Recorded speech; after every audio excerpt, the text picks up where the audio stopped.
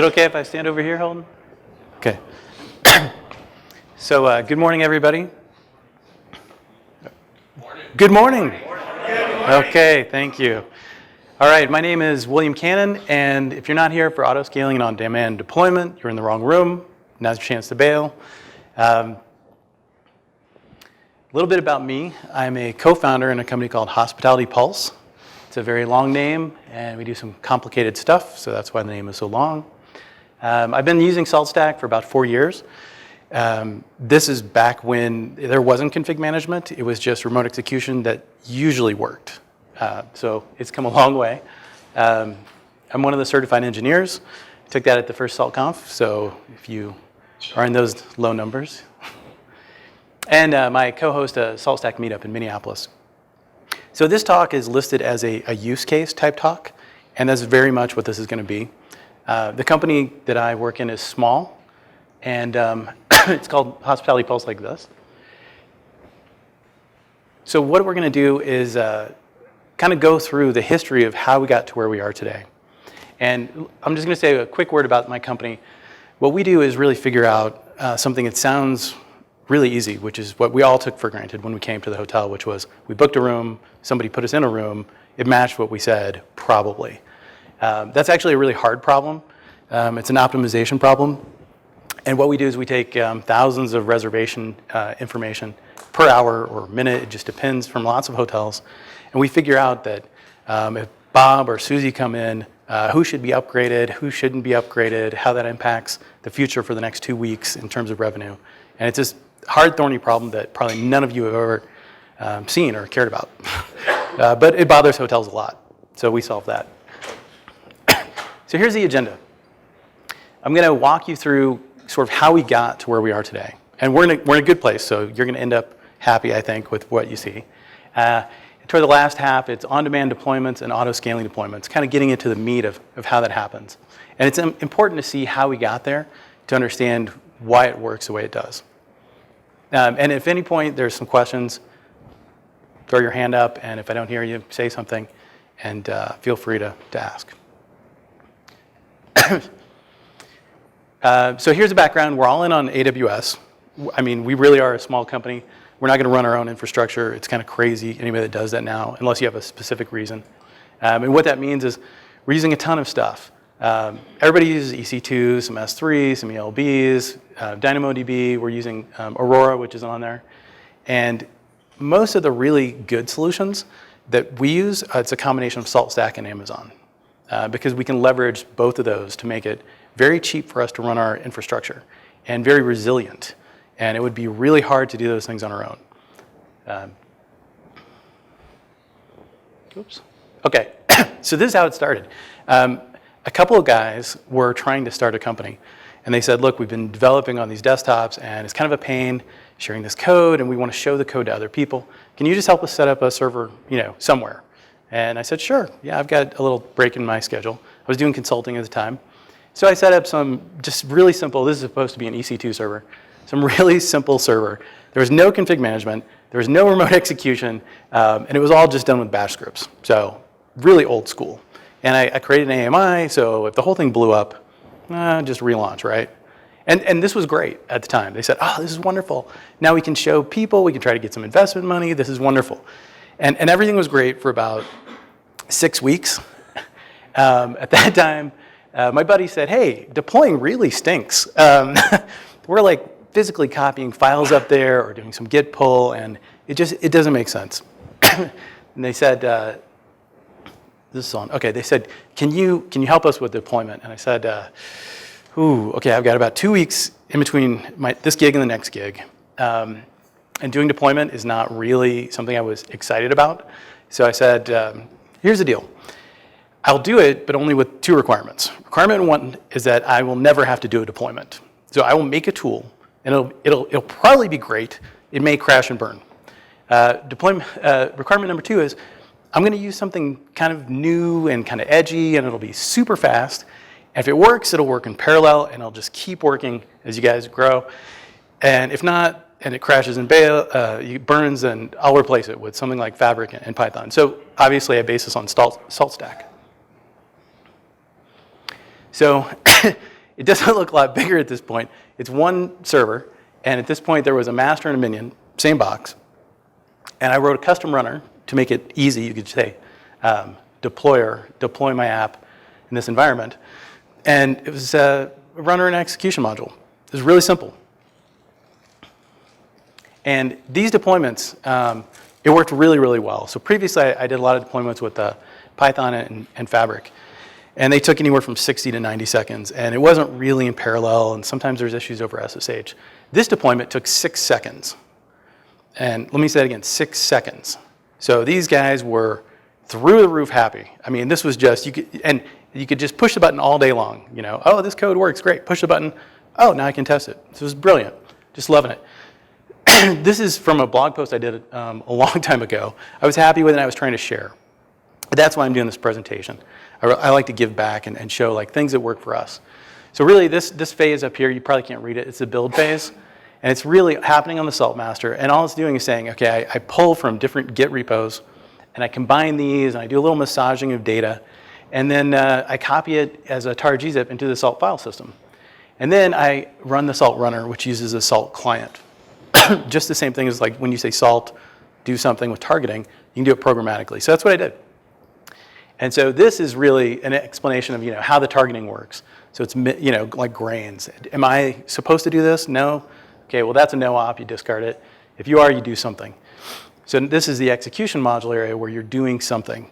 And this at first was just really, really basic. I was using, I was cross-calling modules and saying, chmod this, chown this, expand this, all the simple little things, but like relink symlink in Apache. That's it, just super simple.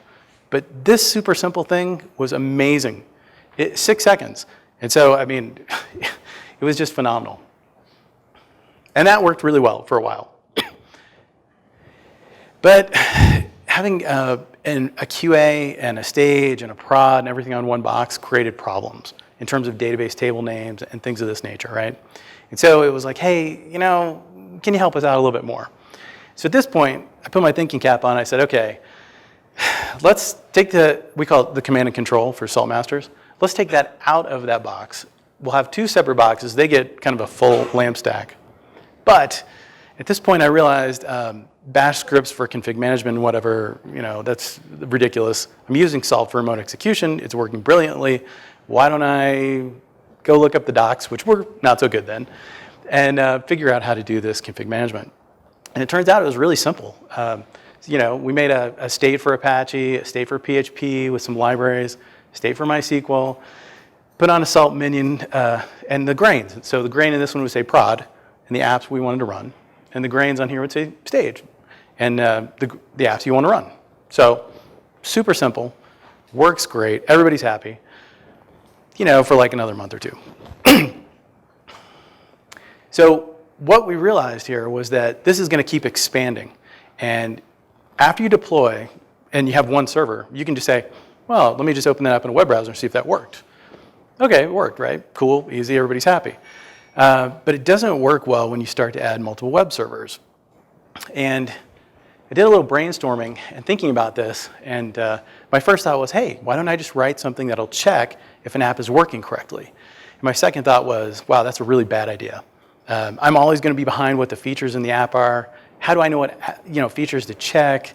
It's duplicate effort. It's just crazy. So I made an agreement. And this is like a truly like dev and ops agreement, where I said, I'm not going to actually understand the app as well as the developer. It's not going to happen. And as we add apps, forget it. So what I agreed to do was to always have a path called checker supported on any application. And so this is the developer agreement with ops, essentially. And what I do is I call that as part of deployment, and I get back a JSON string. And this JSON, I really look for this global pass or fail. And that's it. Just this little agreement was a huge benefit. And the benefit comes because when you do deployment and you're targeting and you say, hey, if you're in prod and you're running app A, do this stuff, I can then target the same way this remote execution module that does this checking. And I'm not going through load balancers. I'm going directly into that one web server. And I did it using the request library in Python. It was very simple to write, actually. It's very simple code. So now you have something like this in the deployment. So this is after a lot of iterations. So now we're storing some information and whatnot. But you can see here the name has changed to Spear, and there's no environment. And that's because we got out of old EC2 legacy, and now everything is actually in its own completely isolated VPC. So prod is completely separate from staging and so on. And they each have their own stuff, which I'll show you in a minute. But this was a really big boost. And okay, it's command line, and you have to trust somebody. But this was, remember, one of my requirements. I'm not going to do deployment. Why should I push the button? This is crazy. If I trust someone enough to run whatever they say on my server, I think they can push a button to run it. But they wanted some extra information. So for instance, we're combining 2 GitHub repos. Here you can see this is obviously the corporate website, and here is some kind of configuration repo. So I combine these, and we have this, do you want to continue, yes or no? And this was a feature request. And the reason was, sometimes people would commit in Git, but not push it up. And so it gives them a chance to say, oh, no, this hash or this time, okay, it's not me or it's the wrong time, that kind of thing. So what happens? Well, the deployment goes out, and you get these return values of pass or fail. And that says that's the return from my custom execution module that does the install. And that's cool. But then this is actually really nice, because now you can see, does the app think it's working? And this happens for each minion or each web server, wherever you're doing this. So this is obviously in our stage environment, but it works the exact same way in prod. Okay. So at this point, we can check the apps, and we're kind of slowly expanding. And we've got Nagios, but Nagios is statically monitoring things. Yeah? What's the acronym CNC? I missed it. The question is, what is CNC? CNC stands for Command and Control, and it's the red because it's the most important. It's our salt master. So salt masters are, the king of our infrastructure. So here I separated the stage DB and the stage web, and this prod DB and the prod web, and I put Nagios. And again, this wasn't all that hard because I was using the salt states. So since I already had everything in one box, I simply moved some grains over here, brought up a box, and said, okay, do a high state. To do that, of course, you have to accept the salt minion key, and then you have to run a high state. And this seems okay. It's okay-ish, right? Things are working, things are moving along, everybody's kind of happy. But then we said, could we make this better? And this was kind of a tough question. The first question was, what if something happens here in prod? How could we make this data always be available? So we started to go through these thought processes everyone has. We said, well, what if we run multiple web servers? Okay, what if we have a slave DB or we cluster that? Like maybe an MHA configuration that automatically switches over. We started thinking about all these things. I said, well, Nagios is like statically made. And then a light bulb went off, and I was like, wait a minute. Hold on a second. If we're going to do this, why don't we totally do it? CNC is this critical piece. Why don't we make that also highly available? We should just make the whole thing highly available. And so that seemed great, and I'm very optimistic. So I thought, well, how hard can it really be? It turns out it's actually really hard. Because to do a totally highly available system, you really have to think through a lot of cases of where everything can go away and be replaced. It all has to come back up automagically. And you have to account for a lot of crazy things. But this was the goal. And so it's kind of like making a unicorn. That unicorn's kind of ugly. Okay, so last year I presented on this thing called Project Phoenix. And it was exactly this. How did we make this setup highly available? And to do this, it was actually, there were certain parts that were easy and certain parts that were hard. And the hard part was really the learning, which is why I shared it all at SaltConf last year. So in our definition, we wanted to have at least 2 of everything, or one thing that could replace itself and take over. We wanted to get away from having to accept minion keys. Of course, I'm not going to turn on accept all keys. It's kind of crazy. But I don't want to have to ever manually do it, just like I don't want to manually deploy. And we can't have a single file system on each guy that gets used. We need some kind of clustered file system, right? What if one guy writes a file and the other guy can't read it? And it's just crazy. Nagios, and Nagios here, you can see okay, why in the world would I ever want to hand edit that stuff all the time? So I had to come up with a templating system for that, which Salt was very helpful with again. And this also led us to the idea of, hey, as long as we're doing this, maybe we should think about how we're going to scale these services. We really have a very predictable schedule. We have a set of hotels, and they send us a lot of data. So you add on more hotels, and you need more resources. So we came up with this idea of eggs, which is a funny term, but it stands for extra groups of resources. So like if you're going to add 100 hotels, you might add another egg, and then you route to that egg for those hotels. So here's what Project Phoenix kind of looks like. This is what we use today, by the way, so it's not like theoretical or whatever. Any group or role that you have is an auto-scaling group. So CNCs are an auto-scaling group with a specified number. Web servers, that's a specified number. What's the range? We have optimization servers to figure out who goes into what room and where it's computationally intensive. That is an auto-scaling group. Even non-geos, everything's an auto-scaling group, even if it's an auto-scaling group of 1, because we want it to just be replaced by Amazon. So this entire thing is actually a big CloudFormation script. I don't know if you guys have used CloudFormation. It's super awesome. I don't know what I'd do without it. It's really, really cool. But basically, it allows you to define your entire infrastructure as JSON and then check it in. So anyway, what happens in this is pretty simple. Basically, when an event happens, like a server is launched or a server is terminated, autoscaling will then put a message onto SNS. And then I route that to SQS. And the reason I do that is a saltmaster these might all be gone, right? Maybe it was the saltmasters that died and got relaunched. So I need to store it. I need to not lose that message. So I store it in SQS. And then the saltmasters are in their own autoscaling group, and they're constantly pulling from SQS. And if you've ever tried to run multi-master, there's a couple things you have to do, but the big one is the masters have to share the same private key. So obviously, that can be an issue, right? So I just chose the simplest solution I could, which is whoever the first saltmaster is probably going to store his key here and win. It's not guaranteed. But what happens is, any of these that come up, they look in S3 and they say, is there already a key there? There is? Okay. Put my key in and restart the service. So I cheat a little bit. That's okay. And then this DynamoDB is actually a really key piece because I needed a data store to store information about not only saltmasters, but minions. Because remember, I want to automate the key management. And this is key. It's critical because there's a lag time when a server is launched to when it's available. So you can't just use a reactor and tie it into SNS and say, oh, this guy's going to come any second now and block, right? You need to somehow get it when he's actually ready, and otherwise just kind of go on doing other things. Are there any questions about this slide? Yeah.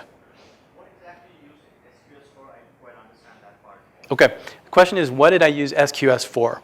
And it's a great question. Really, it's so that I can persist messages that come out that would usually be consumed by saltmasters in case the saltmasters were actually terminated and the message was about a saltmaster being launched. Right? Because in my view, if I'm going to make it highly available, and SaltStack is the cornerstone, everything has to work, and the saltmasters, when they are reborn, have to just kind of pick up where they left off, including salting themselves. Oh, sorry, yeah. So with the saltmasters and the private key, in the documentation for multi-master, it has like 10 warnings saying like don't share your private key, and if you share your private key, like make sure it's super secure because anyone can like into your entire infrastructure using this. And I'm just wondering, do you have any like security applied to that S3 bucket? Like how are you making sure that like other pieces of your infrastructure can't get to that bucket and access that key or things like that? Okay, that's a great question. If I'm going to summarize, the question is, the saltmaster's private key is critical to the infrastructure. How do you secure that in S3? Okay, so what's not shown here is IAM policies. And these are just great. If you're not using these and you're in Amazon, you should really take a look. It's just a wonderful thing. So my minions, although I'm not showing it here, they all have roles which have policies. And they say what they can get to and what they can't get to. And other than that, nobody can get to any of this stuff in the S3 buckets.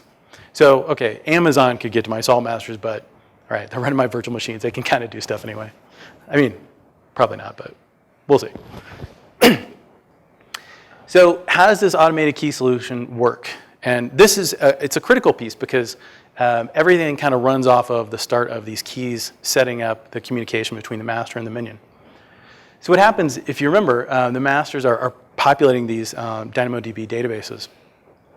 And that you can look at that, and I've got a, this is actually from last year, so there's one or two things not on the slide, but this captures the real deal. So what happens is a Salt minion comes up. So this could be a web server or a database server, an optimizer server, or Nagios. And they submit their key. And they submit their key to the Salt master, and there's a key reactor watching. So there's a Salt auth on the event bus. And so I capture that, and I run this thing called the key manager. It's kind of a funny name, but the key manager, all he does really is he queries the DynamoDB database. He says, hey, did I expect this guy? You know, I got a message 5 minutes ago, somebody was launching. Okay, yeah, I see him in the DynamoDB table. I'll accept him. So he accepts his key. And that's the first bit right there. So that gets you part of the way. But what you really want to do is run a high state or some kind of state on this guy. So there's a second event that always happens. Oops. And that's called the ready state. So when the ready state happens, you pick that up on a reactor as well. So you can say, the minion says, after he accepts the master's key and kind of massages his own keys, he says, I'm ready to do stuff. So I catch that and I say, okay, great. Do a high state on yourself. Right? So that's really nice. So now this guy came up, I accepted him, he does a high state on himself. So you might be saying there's a couple things missing here. And you're right. Number one, how does this minion know where to go, right? Salt masters come and go. What am I doing? What kind of magic am I doing? There is some magic. There's another table in DynamoDB, and it contains the master list. And the master list is any Salt masters. It's populated from the last slide. These guys populate their own list. And they always make sure that that table matches the actual masters that exist at that time. Oh, okay. Did you consider using T3 aliases for AutoScaling Group instances rather than a custom table in DynamoDB for master discovery? Yes. The question is, did I consider using Route 53 for discovery of Salt masters and communication with minions? Kind of summarizing. Yes, I tried it actually, and there were some issues. Minions have a hard time updating who they are. So like if I ran my own DNS, are you thinking about that? Like I ran my own DNS domain, and I said, okay, this is a subdomain. I'm going to have these minions update themselves. I actually had something working like that, but I didn't really like it. And I didn't like it because I couldn't, it sort of limited me on, you know, how many Salt masters could I have? I had to sort of assign it ahead of time, like, well, I can have 3 or something like that, right? In DNS to say, well, the masters always have a name like this, or so I considered it, but it was kind of clunky, and I didn't like having to deal with DNS with it, to be honest. Yeah. Did you look at trying console or anything like that? Console, no. Okay, so, oops. Where was I with that? So the high state, okay, so this guy does, all right. So how do these guys, the Salt minion work? So what they do, there's a special process that I wrote that runs, and once a minute, that's what I decided was a reasonable amount. It basically goes up and queries the master list table in DynamoDB. And I could set the authorization through IAM policies. And he says, hey, who are the valid masters right now, right? And then he compares that, if you don't realize it, but the minion config on the minions is actually YAML format. So it's very easy to pull into a dictionary and say, who do I think the masters are? So this process compares the two. If they don't match, he just writes the YAML back out as a minion config and restarts the minion. Now he's going to point to the right guy. And this whole process happens with the key reactor and the high state. So if the high state's already run, it doesn't run again. And if you have more than 2 Salt masters, the first guy to run the high state wins. And there's a little process for that I made. So this is really more like what the infrastructure looks like now. And this is in a totally isolated VPC. So when we talk about eggs, this is an egg. And the egg is everything you need in terms of what our web services are for our clients to run, right? You've got your web tier. And of course, this you could almost draw a line and say these are in different availability zones by default policies. So everything is auto-scaling, self-replacing, no shared anything. This is a Gluster file system, and we have this infrastructure. And this broke out really nicely with CloudFormation templates. So I could use one template and say, give me this stuff that I don't really get charged for, like S3 buckets, SQS queues, stuff like that. The second template says, okay, I know I need this, and then when you're ready, you make one of these, And then when you have a certain number of resources you need to allocate, you say, hey, give me another one of these. I'm going to assign it the next name. So this way, it's quite nice. Now, what I didn't cover was HA proxy. I needed a way to route between these groups. And what we agreed on was that the requests that come in are going to identify the hotel. It's part of their hotel ID. And so we use HA proxy dynamically. Salt configures it and hups it. And it says, OK, you go ahead. You came in here, and your ID is 100. So you go to egg 1. You're group 200. You go to egg 200, whatever, that kind of thing. And now, at this point, Nagios is completely salted. So when these guys come up and this high state runs, they actually kick off to Nagios and HA proxy and say, this is through a reactor as well. Go ahead and update yourself. What you need to route to or what you need to monitor has changed. Any questions on that? Yeah. Why are you using HA proxy instead of elastic load balancers? Is there any logic behind that? OK, yeah, the question is, why am I using HA proxy instead of clustered load balancers? Elastic load balancers. Oh, elastic load balancers. The answer is I'm using both. So elastic load balancers, I didn't put them in the slide because you run out of room, but they actually route to the HA proxy. And the HA proxy has to exist outside of these extra groups. So those come up and then they auto-configure. Yeah. Yeah, but actually I like the elastic load balancers. They're great for SSL termination and they're pretty nice. But then you mentioned you were reading something and the requests coming into HA proxy, and Gilby's don't do that. So yeah, so the elastic load balancers just deliver to one of, and this is actually a larger expanding group, one of the HA proxy servers, and they evaluate the request and match on the hotel ID, some other information. That's where that routing happens here in HA proxy. Okay. So at this point, we're in a pretty good state, and this Phoenix stuff, which was like the crazy unicorn, actually looks pretty good, almost. Because our custom applications still don't auto deploy. So everything works except the app that we are trying to host for companies take care of their hotel business. So we're like at the last mile, right? It's like we've got fiber like down the block, and you're like, give me the megabits. So the question was, what do we have to do to kind of complete this last mile? Do we have to change the on-demand deployment process? Because this thing is super simple. It's been working great for over 2 years. It's just like super blazing fast. I don't have to do it. And it's just a giant success. So do we have to get rid of that and like pre-build AMIs or pre-build images? I mean, do we really have to abandon that? If not, what has to change? And maybe we can get the best of both worlds. Maybe we can have the auto-scaling and the on-demand deployment. So how's this auto-scaling going to work? Well, number one, this custom deployment module has to support some way to get artifacts and some way to store and retrieve information about the deployment. Right now, it's on your screen. You see it, you're done. But that's not the case. If all the servers were gone, let's say, except maybe the Salt master and a new web server comes up, you should be able to auto-deploy, right? So he's got to have some way to get that. Number two, I really don't want to do some crazy thing. I want to just tie it into a salt state. And that way, I can tie it to a high state, right? So since it already does a high state, then it will just flow. I don't really have to change and do crazy stuff. One thing that we do, which a lot of people, I don't know if they do or don't do, but we have more than one app on a web server. We might have 5, 6, 7 apps, and they're not the same on all servers.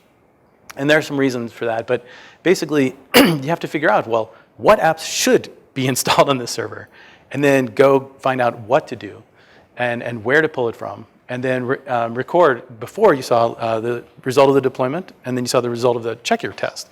So we want to capture that, right, and build a dashboard or something on top of that. So that needs to be saved. And then, well, I didn't go into this, but my original execution module was really basic, and it was based on the name of the app. So there was a lot of hard-coded stuff. So I had to get rid of that. And the way I got rid of it was just by using pillars. So I could say everything that you need to do to deploy an app is actually stored in a pillar. Like where to put the files, what's the DNS name of this service going to be, that kind of stuff. And that was really important for the checker and for the deployment. And it was actually very nice and centralized. So in the auto-scaling, what happens at this point is a high state happens just like before. And this is all born out of the Phoenix project. So a high state happens on a web server. He comes up, he's born, and he installs, Apache and PHP and whatever he needs for libraries. And then the last bit is, oh, I need to install some apps.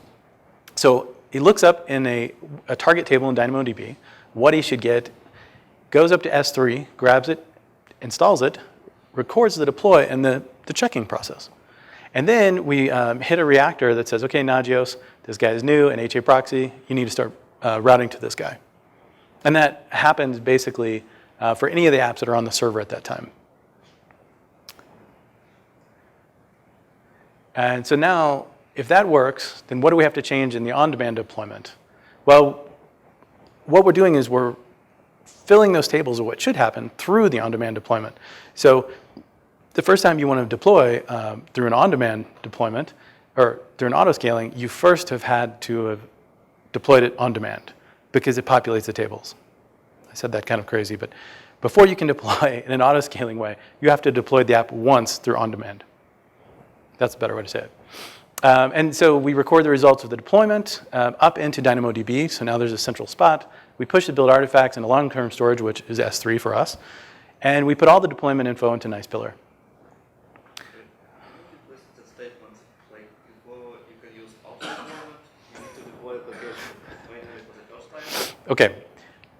Yes, the request is, can you make that a lot less confusing when you said that? Okay, before you can do an auto-scaling deployment, you have to populate the tables of what should be deployed, meaning what versions, and for this particular egg, he gets a certain version. So the way that happens is through the on-demand deployment. The on-demand deployment, when you push the button and say, deploy this thing, he records all the stuff, the git hashes and all that, up into DynamoDB, and also where the artifact is stored, the name to use. And it's his long name, it has a git hash and the date and time and all that stuff. And so that's how the auto-scaling, he can query that. So until you do that once, okay, nothing's going to happen. And yeah. So the on-demand deployment, here's how it looks now. You build the artifact, you signal to deploy. So this is there's a custom runner that calls the Salt client. The Salt client calls the execution modules. And this guy actually pulls from the Salt file system because that worked really nicely. Why get rid of it? But then he records a target, and he records the deploy results, meaning both the checker and did the deploy think it worked, into the history table and the target table. And then we push the artifact into S3. So at this point, and this is what we have in our production, it works really nicely. It went in like a month ago. So we have an HA environment. Everything's in highly available configuration, multiple availability zones, and a custom application to deploy. You can do it on demand or via high state runs. That's the auto scaling piece. So it's really, really convenient. And this is why we have a 10-person shop that's able to do amazing stuff, because there's only one guy managing the infrastructure, and I'm managing it through Amazon and SaltStack. I couldn't do this if I had to make all these services myself. It would be a nightmare. Yeah? Is DynamoDB tolerant? Is that the single point of failure? DynamoDB is tolerant. It's fault tolerant, yeah. So there aren't, oh, sorry. The question is DynamoDB fault tolerant? Are there any single points of failure? There are no single points of failure. And the only thing that's a little bit of a pain right now is Gluster, because I didn't totally automate that. We thought we were going to move on to this Amazon service for their like NFS kind of thing. But they've been delaying, so we haven't done that yet. Yeah? On one of your slides, you mentioned like web servers and also database servers. Do you have any automation for like schema changes, backups? Okay, good question. So my slide lied a little bit. So we're not running our own database servers. We switched to Amazon Aurora about 9 months ago. And they do snapshots hourly, and we run in a highly available setup. And it switches out between 12 and 60 seconds in all the testing. So yeah, previously I was running 3 servers using MHA to switch between them. But that works very nicely. I think I didn't repeat the question, but it was, how are we dealing with databases and schema changes? So schema changes are still manual. Yeah. But at this point, the application's pretty mature, so there are very few schema changes. Yeah. Yes? For the application install that you're doing, you mentioned that you vary the application by egg. what are you using to, do you manually create state files that list those applications that are supposed to be there, or do you have something else that's creating that dictates what applications go to what servers on what eggs? Okay. Does that make sense? I think so. I think the How do you know what applications go where, who's making that decision, and how does that get written to a state file that gets put into a high state? Okay. I think that was loud enough for you guys to get. It's really like, how do the applications intelligently get to the right servers, and how are they included with states? It's a very good question. So what's really happening is, through CloudFormation and the AutoScaling Groups, you can pass user data. And that user data runs a Bootstrap script, which says, okay, if I am this AutoScaling group, I go and get a role file, which is a grains file, and I add that to my grains. And those grains are how we target the apps. So for instance, if you're running the corporate website, okay, that actually runs across all the web servers, because maybe we'll get a lot of traffic one day. So the way it's not actually included in the state files so much, it just says, hey, you are included on the grains, so we're going to go ahead and do what you need, which is the auto-scaling deployment. Yeah? Questions. First, are your web servers stateless? That's just one question. Yeah. that was the first. Oh, okay. So the first question is, are your web servers stateless? Yes. How many servers do you have finally in a VPC? So how many servers should CloudFormation cover? The question is, how many servers do we have in a VPC? Okay, so if we look back to this slide, this is the minimum setup for all of our stuff to work. So we have this plus how many eggs you want to have, and you multiply by, okay, we don't have the databases, but 2, 4, 6, something like that. So it's really just a variable for us, how many hotels we run. Okay, because in our company, some teams are just managing a lot of servers, and they show me like CloudFormation JSON, like 70,000 lines of long, and that's why we used to HashiCorp Terraform. Yeah. Yeah, if you guys didn't hear it, there are some issues with a very large CloudFormation files. These are JSON. And there's a couple projects that people have done where you can keep it in Python, and it sort of produces those files for you and pushes that out. I think Terraform does something similar. But I broke mine out into 3 phases, and I haven't really had a problem with it. It was a learning curve at first. Auto-scaling and CloudFormation is not trivial, but it's extremely powerful. Yes? So eventually you have one CloudFormation template for everything, or you like have a CloudFormation template for infrastructure stuff and the CloudFormation template for the rules? Okay, the question is really how many of these templates or CloudFormation templates I have. The answer is 3. I have one that you don't see. So this is the second one, infrastructure, because I only bring that up once. The third one is one of these eggs, because I'm going to bring that up over and over and over. And the first one, which it would be over here on the wall, it's for stuff that I don't pay for. So like S3 buckets, stuff like that, especially where there's more of a global namespace in Amazon. So this allows me to like bring things up and test things out. You know, like I could bring up Vagrant with an environment and test out against that with like S3 access, things of that nature. So the minimum is 3. The max is, I don't know. Yes? All right, so I'm pretty sure most of us are just true remember the simplicity of how much you can scale. But where are you going next with this? What are your plans? Obviously, you've got sort of like this self-managed system here. Yeah. How do you improve upon this? Okay, that's a great question. So I've got everything working out, and I don't have to do anything. So what am I going to do in the future now?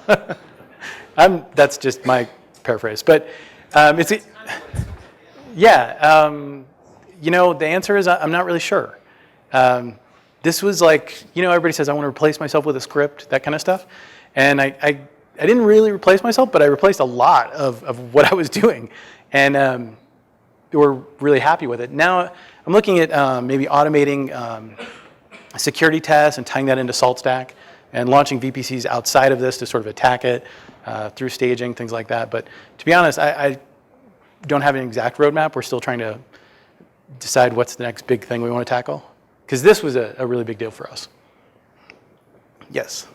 The egg concept seems to make this a little bit more complicated than it could be with like a scheduler like Mesos or whatnot. Have you looked at doing something like that? The question is, the egg seems a little complicated. Have we considered using Mesos to schedule things? And nope, not at all.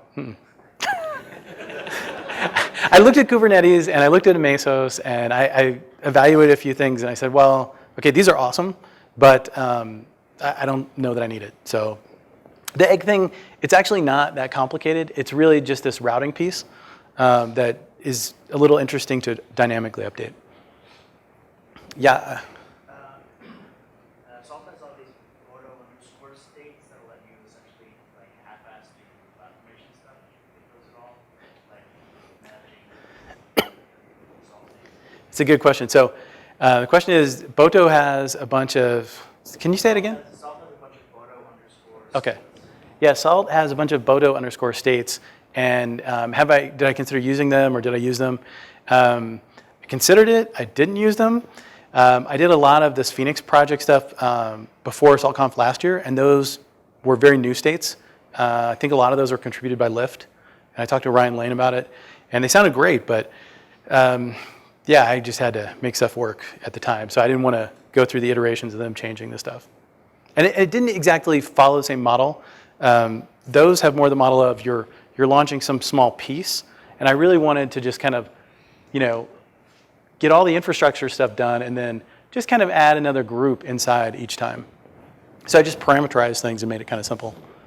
Well, you can do the same thing with BODO States and states for cloud formation as well.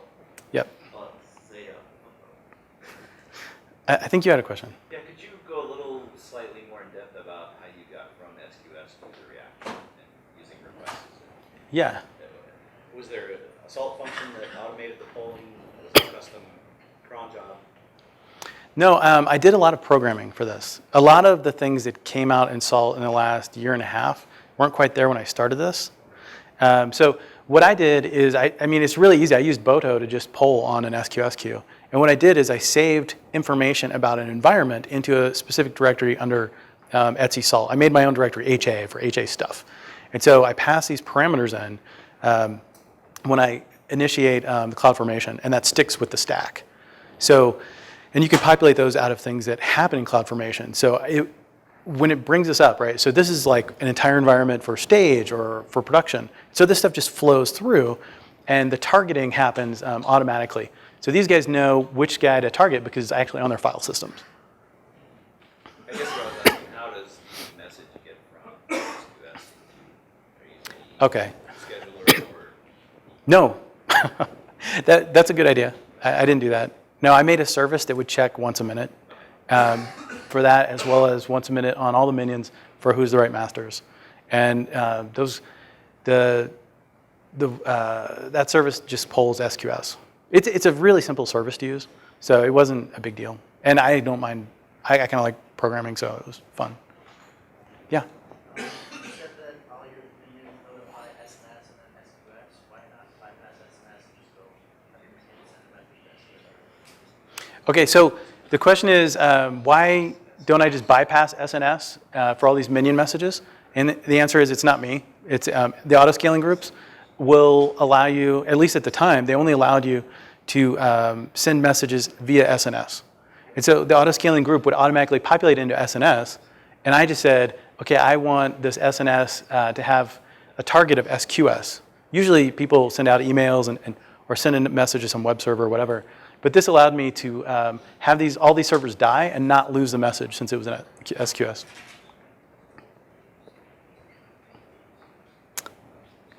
Yeah. Did you take your name from the book, or did you cite this before the book? Oh, no, I didn't know about the book when I did it. I read the Phoenix Project. It really stressed me out. Yeah, I wouldn't have named it that. Okay, I think that is, I'm just going backwards. Anyway, that's it. If you have any more questions, I'm free and happy to help anybody, and I can share code as well. I know Salt is asking for feedback through their app. If you'd be so kind to give some feedback, that'd be really nice. Thanks.